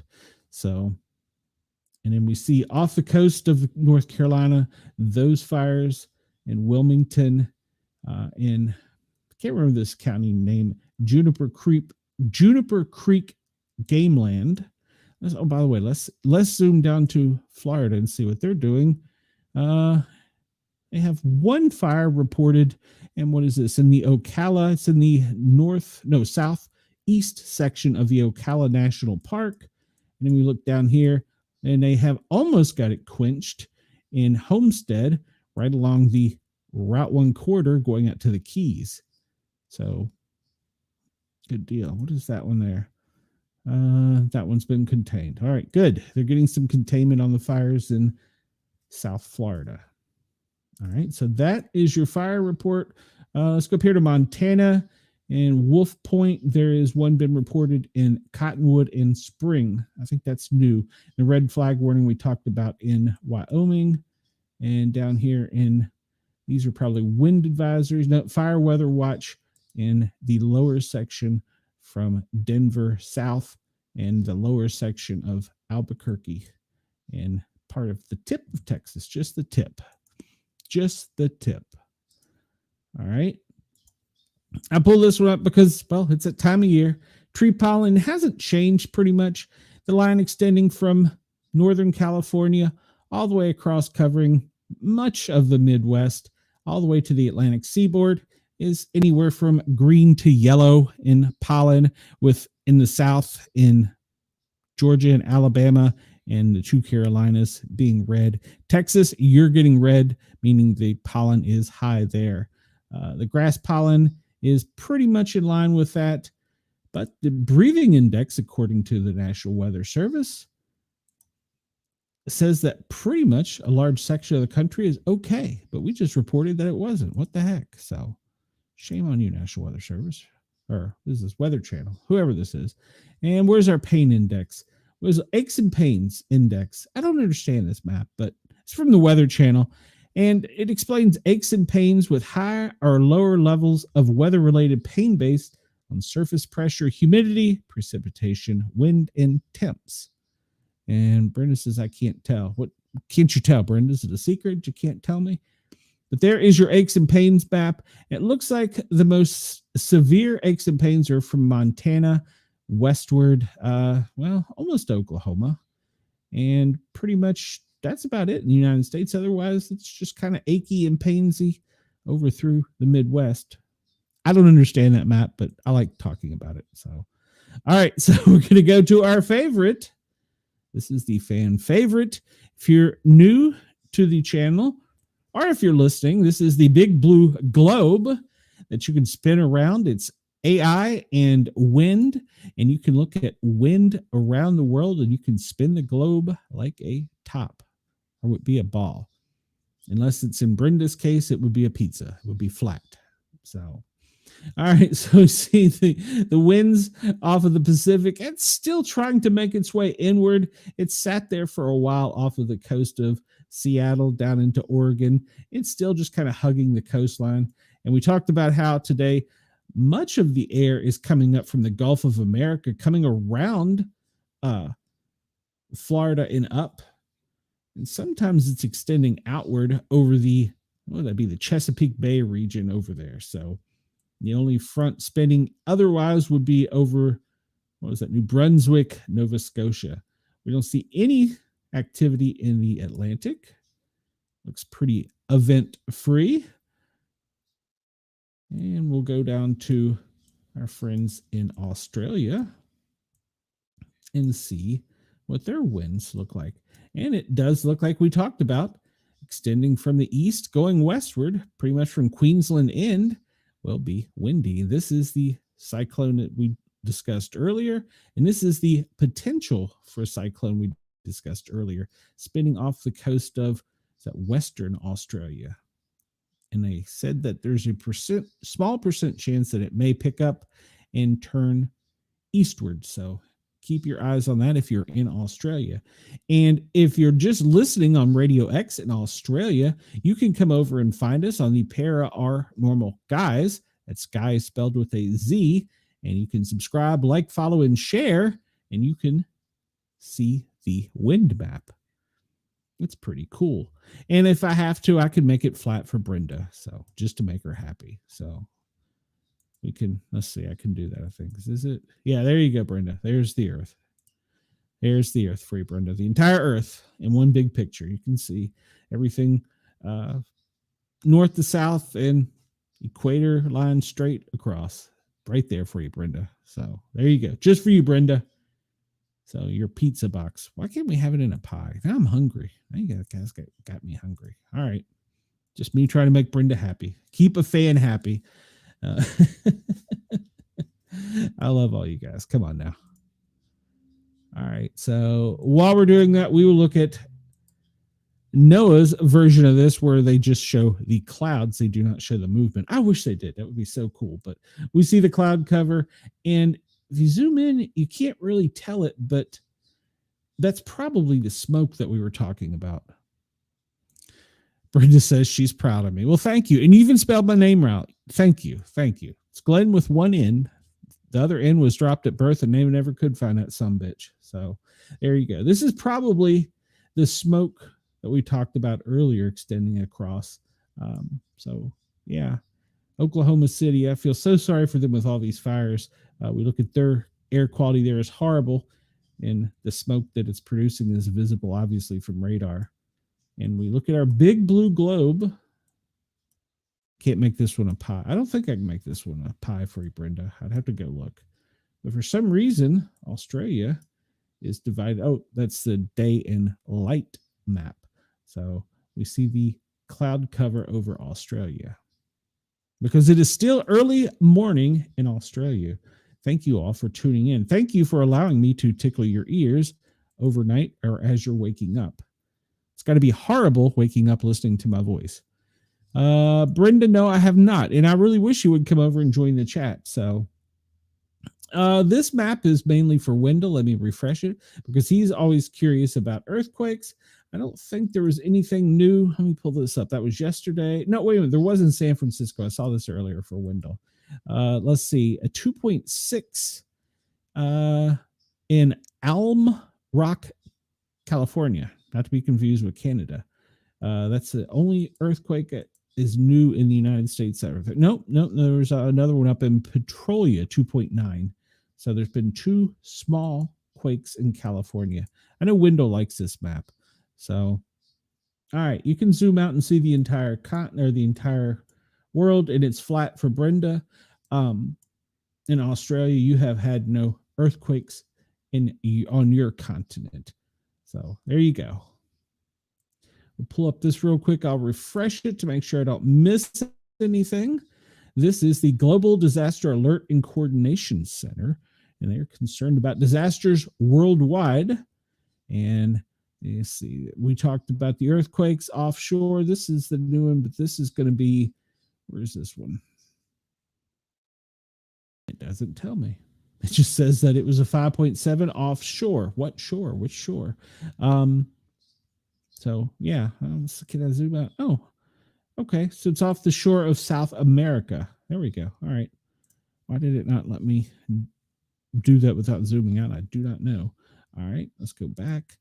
New Zealand, 6.7. Tropical cyclone Courtney, which we discussed. It's still spinning, but it appears to be going out to the Indian Ocean and will do no harm to anyone, luckily. So we're glad for that because Australia, goodness, you guys had your hands full. Flooding in Uganda, Indonesia, Philippines, Brazil, and Argentina. Consider, while we're now talking about a volcano in Costa Rica today, and in Chile and Korea, new forest fires were reported. You can go see this for yourself. It's the Global Disaster Alert and Coordination System, and they use an acronym, which of course is GDAC, and you can go check them out and look at the most recent disasters reported around the country. And we're going to talk about, they have tried really hard to make this something, but so far, Measles cases are still high, but they have not reached pandemic levels. These haven't been updated, I don't think, since Monday, which they reported 378 cases. The only new one I saw was in, let's see, I pulled that article up. The measles case is now confirmed in Washington, D.C., and they're concerned that he may have exposed others on an Amtrak train. Measles case was confirmed in a person who traveled to Washington, D.C. on an Amtrak, according to the D.C. Department of Health. The person visited multiple locations while contagious. Well, imagine that. He's visiting D.C., including the southbound Amtrak Northeastern Regional 175 train, Union Station, MedStar Urgent Care Center, and Adams Morgan, according to the D.C. Health Department. They're working currently to inform people at these locations they may have been exposed to. The individual flew from Minnesota to Reagan National Airport, but was not contagious at the time of their flight while in Minnesota. On March 24th, an adult was confirmed in Hennepin County and traveled recently domestically and international, according to the Minnesota Department of Health and Epidemiology. The person was not infectious while in Minnesota, so we said, get out of here. There were no exposures in Minnesota. We are still investigating where this person acquired measles. So he was in Minnesota. He hopped on an Amtrak and he hopped on a plane, went to Reagan, and then from there he boarded an Amtrak. But apparently at some point in time he got so sick. I shouldn't say he, the person got so sick that they had to go see local medical care. So if you're in the DC metro area, be advised, you've had a new one. All right. We're going to cover this real quick because we talk about this a lot. We're just going to go by date and see what's new to be reported. In India, 4 children are dead and 20 are hospitalized after food poisoning at a rehab center.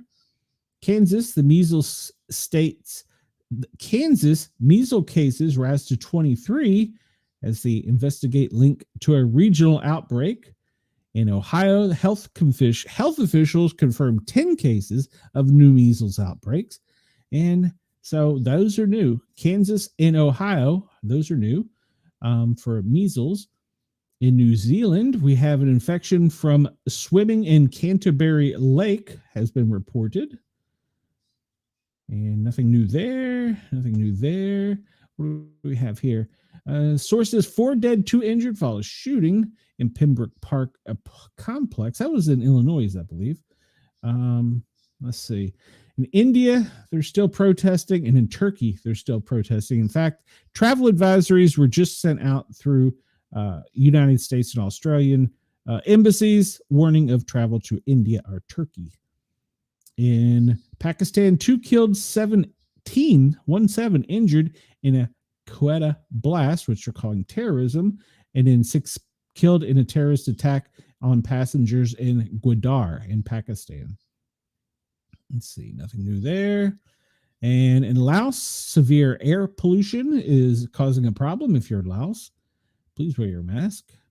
Let's see, going down, nothing new. Trying to skim through this. 6 hospitalized after a residential fire in northern Colorado. Well, let's pull that one up real quick since can I pull it up? Can I? Please? Maybe? Yeah, here we go. 6 people were taken to the hospital early Thursday morning after a small residential fire in Centennial. I know right where that is. According to South Metro Fire Rescue, fire officials said crews responded to the fire, the 6,000 block of South Oneida, around 2:30 a.m. 4 people were removed from the home, and most of the fire was knocked down at 2:55.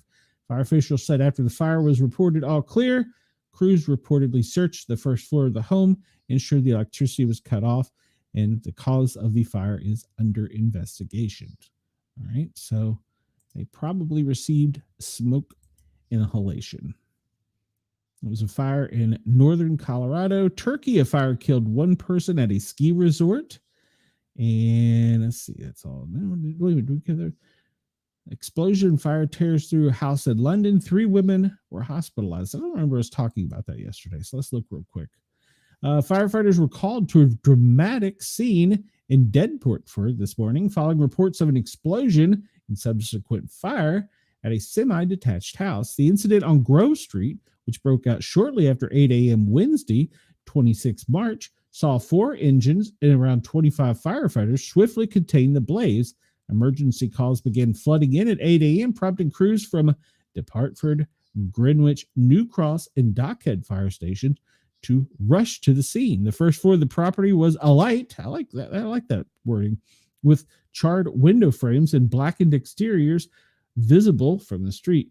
The flames had severely damaged most of the first floor, creating a challenging scenario for responders. One woman managed to escape the burning building before emergency crews arrived and was taken to the hospital by London Ambulance Service. Firefighters rescued 2 additional women from inside the property, who were also transported to the hospital for treatment. The extent of their injuries has not yet been disclosed. Crews deployed one of London Fire Brigade's 32-meter turnable ladders. Well, I like the way they word that. It's basically just a 100-foot aerial ladder, allowing firefighters to douse flames from above, hitting it hard from the yard. Stick, we call in the fire service, we say if the sticks go up, meaning the ladders, the building goes down. So if the sticks go up, you might as well sit outside the building's going down. Allowing firefighters to douse the flames from above. Their efforts successfully brought the fire under control by 9:55 a.m. So it took them a little over an hour and a half. Thorough investigation, the cause of the explosion of the fire are ongoing, said a spokesperson for the London Fire Brigade. They responded quickly and worked efficiently to contain the fire and preventing it from spreading further. The use of the aerial ladder allowed us to gain an advantage from above, helping to bring the incident to a close safely. Emergency services are continuing to examine the scene, and investigators are still working it. All right. So that was in Europe, in the United Kingdom. And let's see, we talked about the explosion in the sugar mill, and several outdoor fires in Chad have been reported. Cameroon, this is all in Africa, and these are all new. We talked about it's a rough burn season over there. An avalanche, candidate avalanche closes a stretch of Highway 99 at the Pemberton, British Columbia. Risks remain high, and that's okay. So earthquakes, we talked about them. Latest one in Indonesia, and nothing new there. Nothing new there. I should say nothing new. We might not have covered it, being as it's overnight, but in the Kilauea volcano, it is slowly starting to erupt again. And let's see. Yep, sporadic eruptions with lava pouring out. Nothing new there. And Indonesia one bed. We talked about that one because I didn't know what sludge was. And nothing new there. In other events, Mediterranean Sea, Western Basin, toxic fish capable of biting off human finger is spotted in the Mediterranean Sea for the first time. Okay, we know that's going to get my attention. A toxic fish. What kind of fish could this be? Marine biologists say dangerous fish that can bite off human fingers has been spotted in the Mediterranean Sea. The silver-cheeked toadfish. All right, you know we're going to Google this because we want to know what this sucker looks like. The Silver Creek toadfish. Let's pull up and see if we can see a picture. That doesn't look like a dangerous of a fish. Come on. That can't be that. Well, I don't know. He's kind of, I guess it could be. I don't know. Doesn't look, what do you guys think? Does that thing look that dangerous? Doesn't look that bad. You might want to pet him. Give him a little, oh, he gets big. He gets bigger though. Okay, well, don't mess with the Silver Creek toadfish. Apparently he gets much bigger. Oh yeah. Look at that. He's got some snappers there. Let's see if I can blow this up. Now let's do this. Open image and new tab. Oh yeah, look at that. He's got some teeth. So okay, all right. They're right. Don't play with the silver-cheeked toadfish. It's dangerous to eat because its meat also contains a deadly toxin. With climate change resulting seas are getting warmer, there have been sightings in the Adriatic Sea of the Mediterranean, including one of its northernmost waters. The toadfish appearance has caused concern both for its impact on marine biodiversity and for its effect on fishing and seaside tourism. Yeah, somebody will want to pet it. So, correct, Chris. Amanda would definitely avoid this fish. We should send her a picture of it. So, yeah, the silver-cheeked toadfish come from the Suez Canal and is spread in the eastern Mediterranean. Its first sighting was 2003. So the presence of the toadfish in the northern Adriatic is a clear warning sign about expansion of where species is and possible ecological and economic consequences. Monitoring and management are important to mitigate the impact on local marine biodiversity. Yeah, don't mess with that little guy. He looks nice and cute when he's small, but yeah, he gets a little bit bigger. Yeah, don't mess with him. Let's see. Malaysia, Asia Air confirms no engine fire aboard a flight. Well, that's good.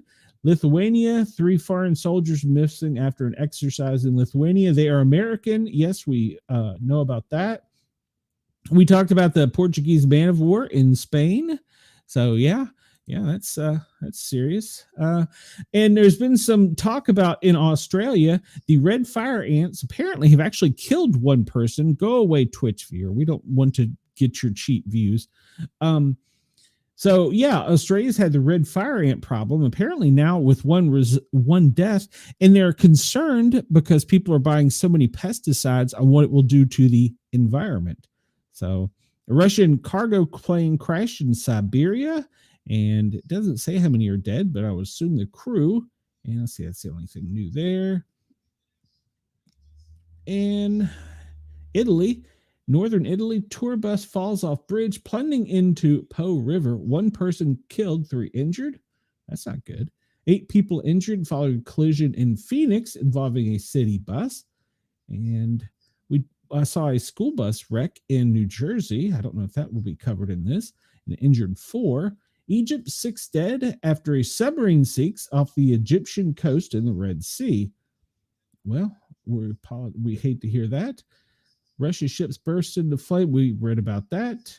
And I think we're pretty much at the end. Extreme rainfall. We talked about Asia, parts of Texas, in the Midwest, and other parts of South America.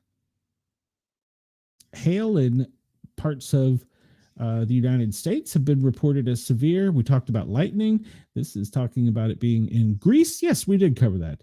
Saudi Arabia, I didn't catch that, or Namibia. I didn't miss that. I didn't catch those. Sorry. Or the Congo. I'll try and do better tomorrow. The persistent fog in the Russian Federation is still a problem, as well as in Italy, Romania, and Slovakia. Storms in Russia, South Korea are a potential today, along with Kansas, where we talked about China, Brazil, Ethiopia, Cameroon, and South Africa. There's probably more, but we're going to leave it at that. Let's see, we talked about that. There's the little fishy poo. Somebody do a screen grab and send that to Amanda. Tell her we miss her. So that's a cheeky fish. That is a very cheeky fish. But when it's little, it's so cute. Then it gets its molars. So all right, we talked about this, and we talked about this here. Let's see. I'm gonna bring this up, and I'm sure there's gonna be some interesting things because I didn't refresh it this morning, so I wanted to come in hot and see what we had. So here we go.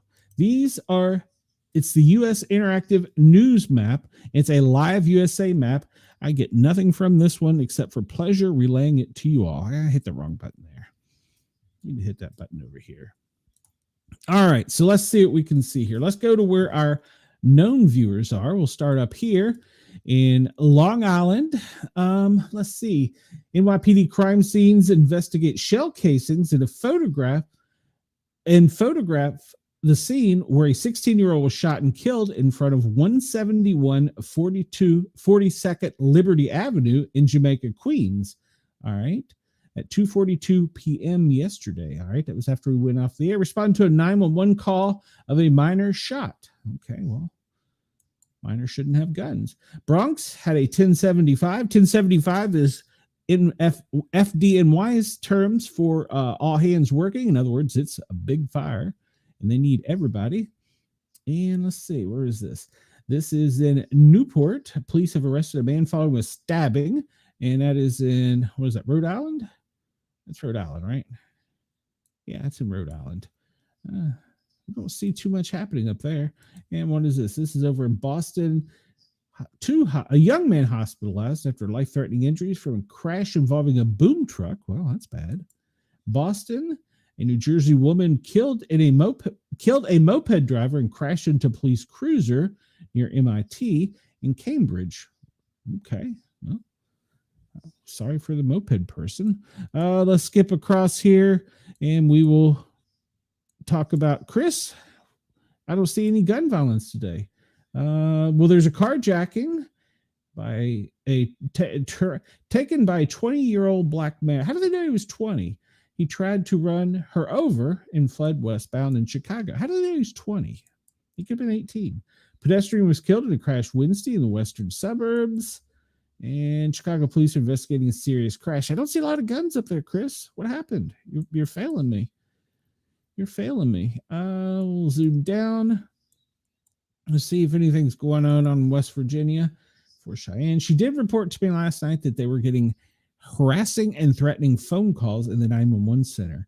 Let's see. A 62-year-old woman is in custody and facing charges after victims were rescued from a business in Jefferson and New Albany. Okay, wait a minute. They were rescued from a business. I need more. I need more info. That was in Louisville. It doesn't tell us anything. 62-year-old woman is now in custody and facing charges after the victims were rescued from businesses in Jefferson and New Albany. It doesn't tell us anything. What the heck kind of business did this woman have that people had to be rescued from? And why is the 62-year-old woman doing it? Skip down here in Nashville. They're not going to let me down. Stabbings reported in Nashville. And a student accused of calling 911 twice to report a fake shooting in a Nashville school. That's not very nice. And man charged with firing shots into an East Nashville home. Well, stop shooting into homes. I'm really curious about this in Louisville, a 62-year-old woman. We'll skip over to where I'm from and see what's going on there. A 3-year-old has died and a fire broke out in a Rome apartment complex yesterday. I didn't know about that one. In Sandy Springs, a wanted man was arrested after a SWAT standoff in Cobb County. Good job, Cobb County. Officers engaged in gunfire, leaving suspect armed with firearm injured. All right, it's probably Atlanta PD. Yeah, it looks like it's down there in South Atlanta.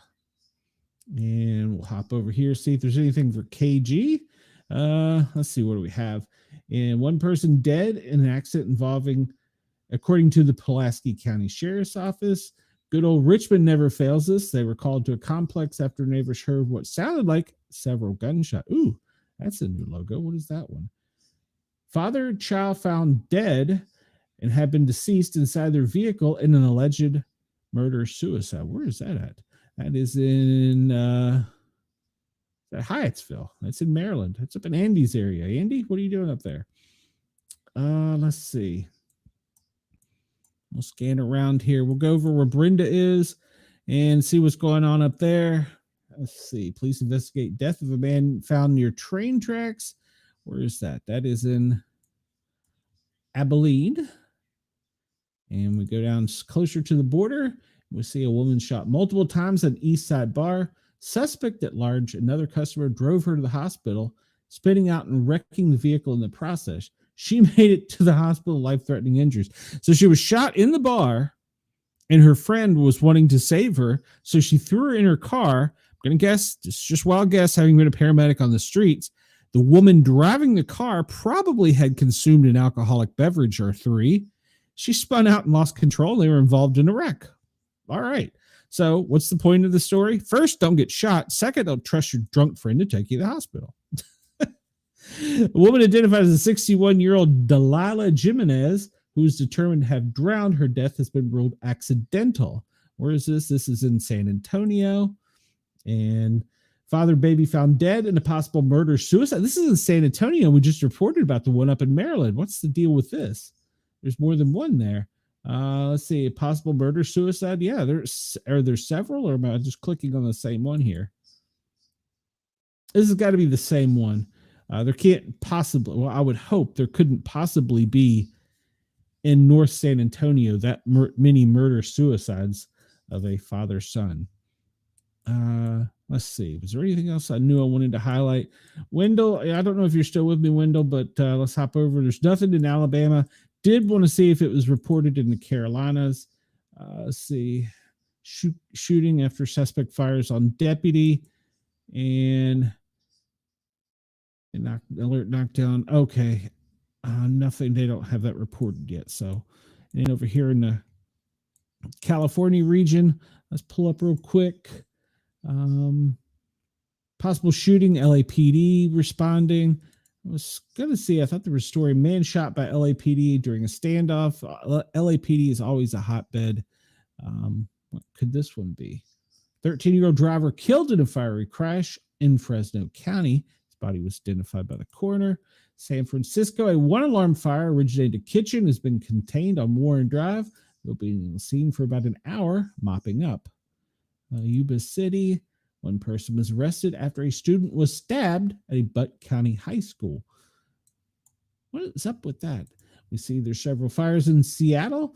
Secured electricity to impacted area. Firefighters report no active fire returning to service. Okay, well, it's nothing new to report. House fire in Everett reportedly after lightning struck the home during Wednesday night storms. That's up in Washington. All right. It's pretty much, let me zoom out here. We saw this yesterday. What is this one? Is this the alert? France finance minister, the only possible response at the moment to U.S. tariffs to raise is our own tariffs. Makes perfect sense. It's like poker. I mean, you know what is it like? Is that a symbol or is that? Huh. Okay. Well, that's interesting. I just saw this for the first time. The USS Harry S. Truman is being reported to be off of the what is that? Is that the Mediterranean Sea? I guess that is. Let's scan around here because we know there are some Navy ships down in Florida and in Texas. See if they show any of that. No, I don't see any. It's interesting. That's the first time I've seen that. I don't see any ships. We know there's one coming from the Washington naval base to cover the west side of Mexico and watch for drug cartel movement. All right. It was interesting. That's the first time I've seen that pop up. Okay. Let's scan over here, see if there's anything. Nope, nothing there. Yeah, that's the first time I saw that pop up. The Harry S. Truman is in the Mediterranean. Interesting. Wonder why it's not reporting others, or is it just somebody just called it in? Huh. Okay. Well, it looks like it's at port. Or it's going to be at port. So, all right. I can't pronounce these countries' names. I do apologize. Chris, you should be telling me what it says. So I'm kidding you, Chris. I'm kidding you. All right, we're getting close to wrapping up here. New England FireNet, you can go join and become a member of the New England FireNet and report fires that you hear on the scanner. And you can have them brought up in the show. Yes, I know. Oh, good Lord. I gotta show my face to the camera or something, log in this top secret site. All right. Let's see here. Let's enlarge this a little bit. We'll just scan through this real quick. We'll look here. And what is this down in Texas? Dallas, a first alarm fire on Stephanie Drive in an occupied building. In Colorado, what do we have over here? Centennial, Colorado, 2-alarm fire for a fire to one-story dwelling. Yeah, we talked about that one. Nothing in the west reported. Hop up here to the northeast in Philadelphia. A 2-alarm fire in Chester, Pennsylvania. All right. And what is this? A shooting in Philadelphia. Did we talk about that one? On scene with male shot patient pronounced dead by medics. No, we didn't talk about that one. All right. Where is this one? This is in Newark. A victim in critical condition. Unknown perp information after a stabbing. There's been a couple fires in Jersey. Let's see. Brooklyn had the all hands. We did talk about that one.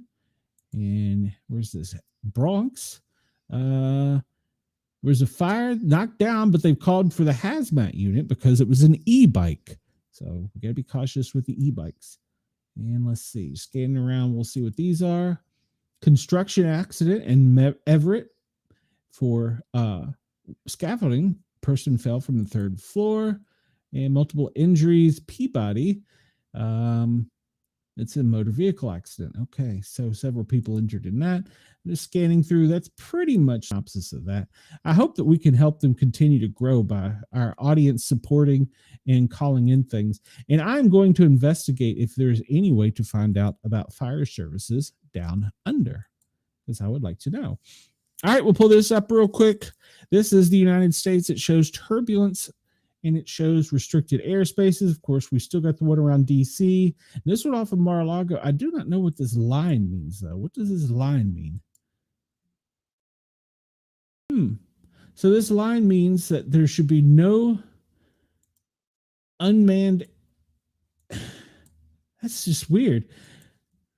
It's a NOTAM, and you can't from point of origin to point of origin.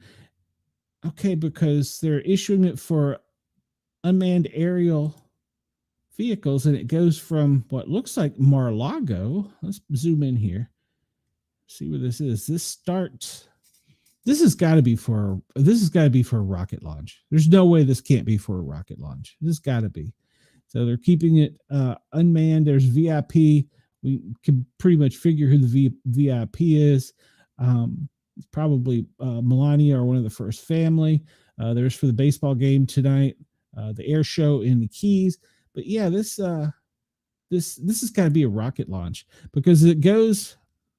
But well, I hear sirens here. But it goes from, I don't know. This is weird. It goes from Miami pretty much due south to, where does it end? Yeah, this has got to be a rocket or missile launch. Good Lord, it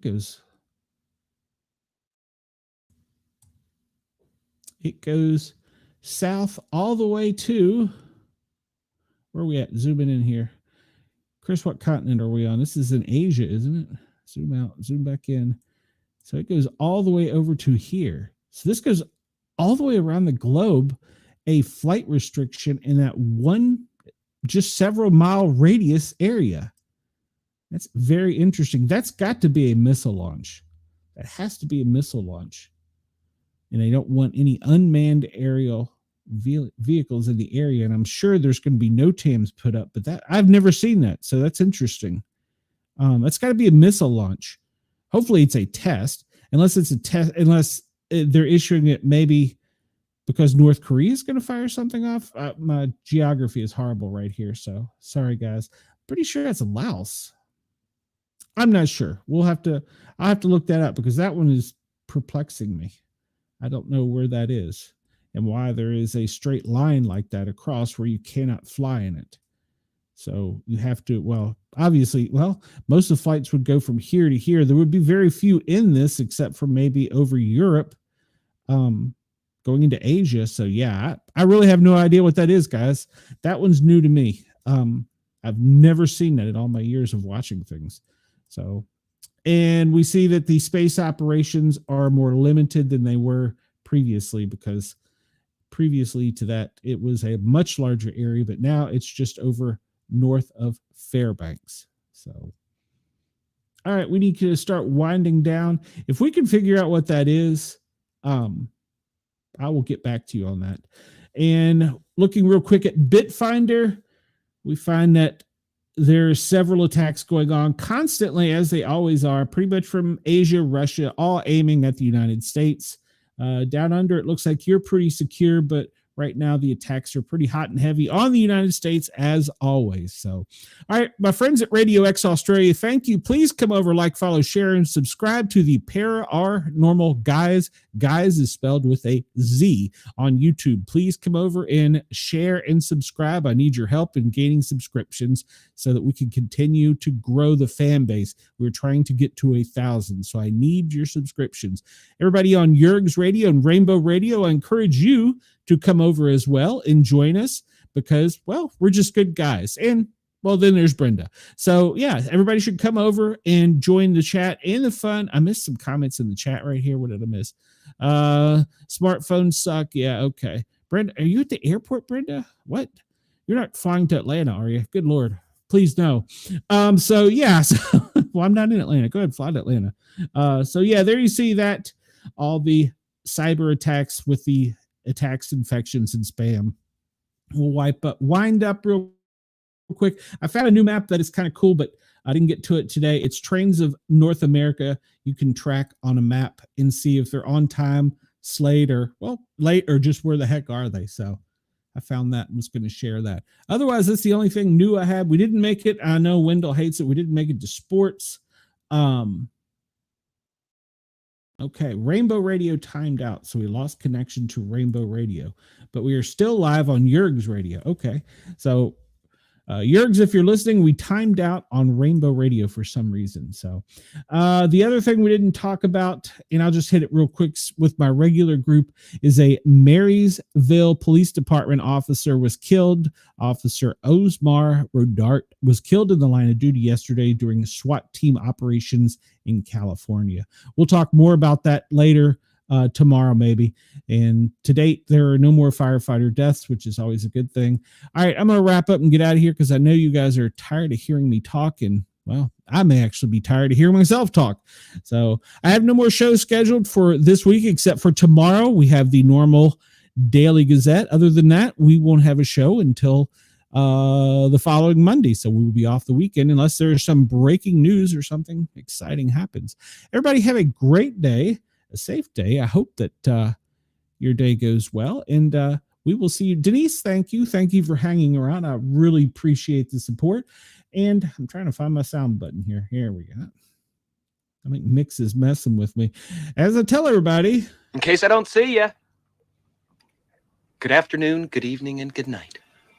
That's right. In case I don't see you, no matter what part of the world you're in, good afternoon, good evening, good night, good morning, good day. Have a great one. I will see you tomorrow. Same time, same location, 1 o'clock Eastern time, 5 a.m. in Australia. Everybody have a great day. We'll see you soon. Bye, Brenda. Have a great day. We'll talk later.